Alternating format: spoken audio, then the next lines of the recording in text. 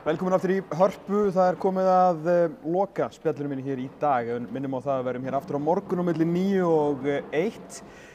Við hófum leik í hátíðinni í dag með Heiðari Guðjónsssyni hagfræðingi sem var að ræða málstofuna dýrtíð á Íslandi og það var alltaf sjálfsögðu að gera, að ljúka deginum í dag með hagfræðingi að ræða málstofuna dýrtíð á Íslandi en þá reynda manninn sem að stýrði henni að þessu sinni og þetta er Þórður Gunnarsson, hagfræðingur. Velkomin. Takk fyrir það. Herðu, Heiðar var náttúrulega á leiðinni á málstofuna. Nú ert þú nýkomin af henni. Já. Það er þannig lagað. Hvað svona, því að nú fáum við aðeins meiri kannski dýpt í þetta og kannski akkurat þessa málstofu hvað voru að tala. Hvað var inntakið? Dýrtíð á Íslandi raunar vísa til þess hvað er orðið dýrt að reka fiskvinnslu á Íslandi í þessum einföldustu máli. Við vorum með 4 fyrirlestra, sá fyrsti var frá Heiðari sem hann var að ræða gjaldmiðlamálin. En svo þeir 3 sem kom í kjölfarið var Andrew Whistler sem er aðstoðarforstjóri í síldarvinnslunni og hann var þá að ræða þennan rekstur svona út frá sjónarhóli fyrirtækja sem eru með mikið í gangi hérna. Mér er eins og í svona körfuboltakvöld. Já. Hann var að ræða þetta út frá sjónarhóli fyrirtækja sem eru með samþætta veiðar og vinnslu og svo kom Arnar Atlason sem rekur fiskvinnslu án kvóta og kaupir þar af leiðandi allt sitt hráefni á markaði og svo í þriðja lagi kom Sighvatur Bjarnason sem talaði gegnum fjarfundarbúnaðinn. Hann er að reka vinnslu í Lettlandi og kaupir mesta sínu hráefni frá Noregi en annars lagi kaupir hann líka frá Íslandi. En svona gegnum gangandi stef í þessari umfjöllun var náttúrulega þannig að launakostnaður í Íslandi er margfalt hærri í fiskvinnslu heldur en þessum löndum sem eru í auknum mæli að fá þessa vinnslu yfir til sín. Ég heyrði nú forvitnilega sögu bara í dag af 2 Íslendingum sem voru að skoða fiskvinnslu í Póllandi. Já. Það fyrsta sem þið sjá út á plani eru nokkur hundruð kör merkt umbúðamiðlun, þannig að það er augljóst hvaðan hráefni í vinnsluna kom.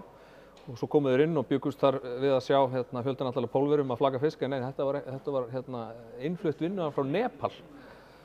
Þannig að pólverarnir eru of dýri fyrir Pólland, meira þess að. Okay. Og þetta vinnuafl í Nepal er á einhverjum launum sem er nálægt lágmarkslaunum í Póllandi sem eru 140–150 krónur á mánuði.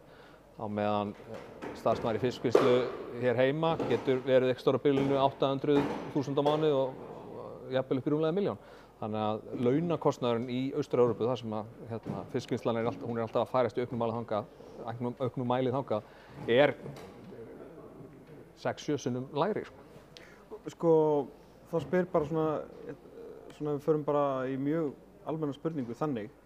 Er þetta gott eða slæmt? Ég meina, við hljótum að vera ánægð með að greiða há laun, eða ekki í almennt. Það er allavega hluti af þessari hagsæld og það við viljum vera eitt ríkasta land í heimi, eða eru það? Það er frábært að þú getur starfað í fiskvinnslu á Íslandi og verið kannski að klukka 1 milljón þegar það er stór vertíð eða eitthvað svoleiðis, 1 milljón á mánuði. En breytir því ekki að gerir umhverfið fyrir rekstraraðilann erfitt? Já, auðvitað gera það. Þetta er náttúrulega bara miklu meiri kostnaður þó auðvitað útgerðirnar hérna heima kannski búið að því að hafa betri aðgang að hráefni. En þetta hefur líka þær afleiðingar að við náttúrulega erum með einhvern fiskmarkað hérna heima þar sem afli er boðinu og við erum að sjá alltaf meira og meira af svona agentum frá þessum erlendu fiskvinnslum að kaupa þennan fisk hér heima og yfirbjóða íslensku vinnslurnar af því að þeir geta borga hærra verð fyrir fiskinn af því að þeir eru kannski með 20% launakostnaðinn. Þetta er svona áskorun sem að þessar sjálfstæðu vinnslur á Íslandi standa frammi fyrir þessa dagana. Þegar við vorum að ræða þetta Ægir Páll hjá Iceland Seafood og Guðmundur í bréfum áðan með bara svona þetta við viljum búa til keðju og búa til þessi keðja en meira og minna til að við veiðum hann hér, verkum hann hér þannig að við getum selt hann og sent hann út sem íslenskan fisk og þannig haldið gæðunum uppi og þannig haldið verðin uppi því að annars náttúrulega ef fólk fer minni gæði, minna verð. Bara svona frekar basic lógík. En það þarf náttúrulega, kannski, og þeir vilja náttúrulega ekki endilega segja ykkur boð og bönn við að flytja hann út, en það þarf að skapa umhverfi hér, þannig að fólk, stjórnendur þessara sjávarútvegsfyrirtækja, vilji taka þátt í þessari keðju og það sé þá bara líka þá hægt eða eitthvað? Ég meina, stór hluti af þessum verðmætum sem að felast í okkar sjávarútvegsfyrirtækjum eru í fiskvinnslunni og það byggir á því að verðlagningin á aflanum af skipunum inn í vinnslundan séu með ákveðnum hætti sem eru það bil 55% af útflutningsverðmæti eins og samkomulagið núna. Núna síðasta voru gerðar breytingar á þessu gegnum veiðigjaldið þar sem að það á að breyta því hvernig aflið er verðlagður upp úr skipum sem gerir auðvitað fiskvinnsluna óhagkvæmari. Og þetta er ástæðan fyrir því að við erum að missa alltaf meira og meira óunnum afla úr landi.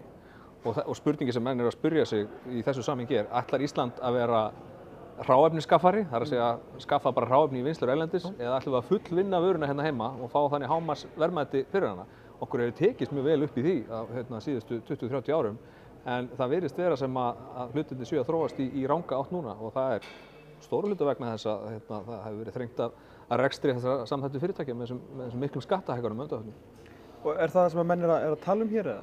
Já, ég meina það kom fram í máli Andrew Whistler fyrir í dag að þessar miklu og auknu álögur á greinina, það eru auðvitað að koma niður á fjárfestingu og þar að lendi tækniþróun í þessum vinnslum. Og á sama tíma er Evrópusambandið að greiða út styrki til að byggja upp fiskvinnslu í álfunni, einkum sér alveg í Austur-Evrópu, 6,4 milljarða evra á þessu ári, sem eru 930-40 milljarða króna, sem eru það bil 5-falt eða 7-falt útflutningsverðmæti allra sjávarafurða á Íslandi. Þannig að í Austur-Evrópu er verið að veita styrki til að byggja vinslu á meðan við erum þá að þyngja róðurinn fyrir okkar fyrirtæki. Þannig að það er nú, held ég, ágætlega mikilvæg ástæði fyrir því að okkur er að þróast svona. Hvað er til ráða? Já, ég meina þú ert sannlega búin að pikka það upp hjá mér en ég er ekki sérlega hlindur því að það sé að vera að hækka skatta á útgerðina, en það mætti kannski... Svona fann það á vefinu.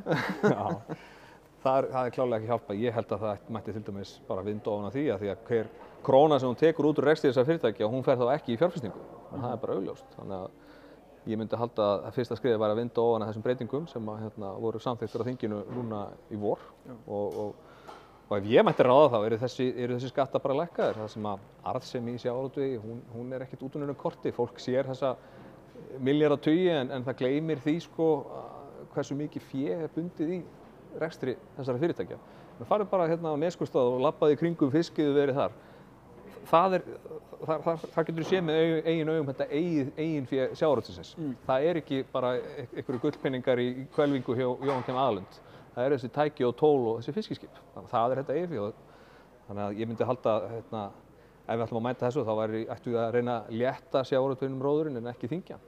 Guðmundur í Breiðinu tala mikið bæði áðan og bara allt árið þennan fyrirsjáanleika svona frá þessum svona hagfræðilega svona sjónarhóli varðandi fyrirsjáanleikana öllu í þessu. Þú talar þetta eigið fé sem er þá í raun og veru eignir sem eru þá skip og vinnslur og allt það saman.